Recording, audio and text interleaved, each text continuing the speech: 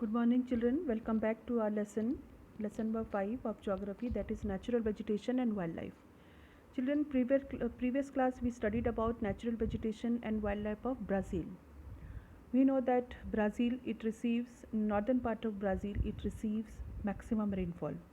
So if you remember the physiographic division of Brazil, uh, the places which receive maximum rainfall is the places which is situated near equatorial part, that is northern part, or that is Amazon rainforest.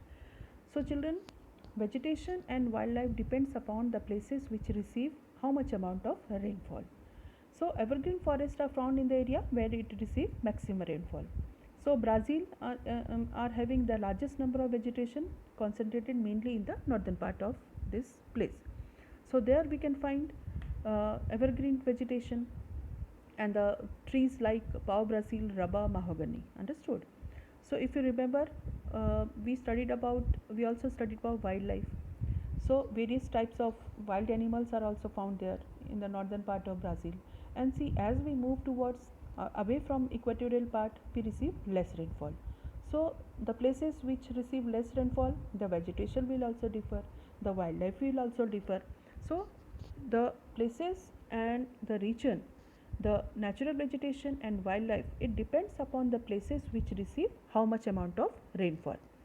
Now this class we will read about major forest types in our country. So this same map is also given in your page number 33. So if you observe this map, we can find various types of forest which is there in our country. So first we'll see evergreen forest. See children, where we can find evergreen forest, already I told you the places which achieve maximum rainfall, near about 2000 mm of rainfall on an average. Along with abundant sunlight, evergreen forest can be found there. So what type of leaves are there in this type of forest? The leaves are very broad and green. Understood? So example are mahogany and rosewood rubber tree.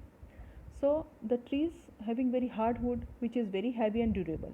So these type of trees in this evergreen forest are maximum used for furniture.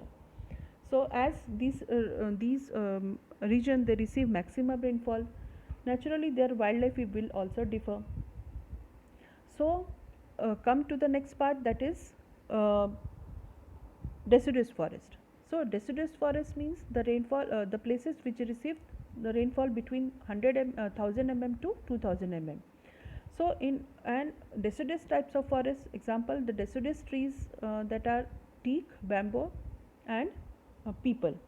So what is the unique characteristic of this deciduous forest? That the leaves are shed, the trees they shed their leaves in the dry season. Understood? You have already you have noticed that when there is less rainfall, there is no rainfall, the trees generally they used to shed their leaves. So in deciduous forest in India, maximum part is covered under deciduous forest. So come to thorny shrubs, the third part. Thorny shrubs, the name itself, these type of trees we can find the places in the desert area.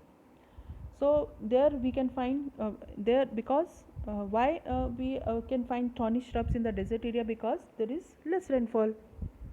So, so children, the important point is that the places or forest depends upon the amount of rainfall that place receive. Understood? So thorny shrubs example, we can find the leaves are very small in size. Example, we can find cactus trees, we can find acacia, khejri trees, aloe vera trees. So these type of trees, especially the trees which are having accumulation of water in their leaves. Understood?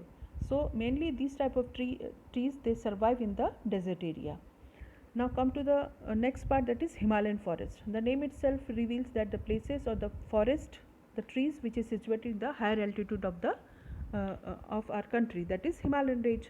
So Himalayan forest are mainly situated in the Himalayan range. So if you observe the map, we can find the Himalayan forests are situated in the extreme northeastern part of our country and western part of our country, that is near Jammu Kashmir.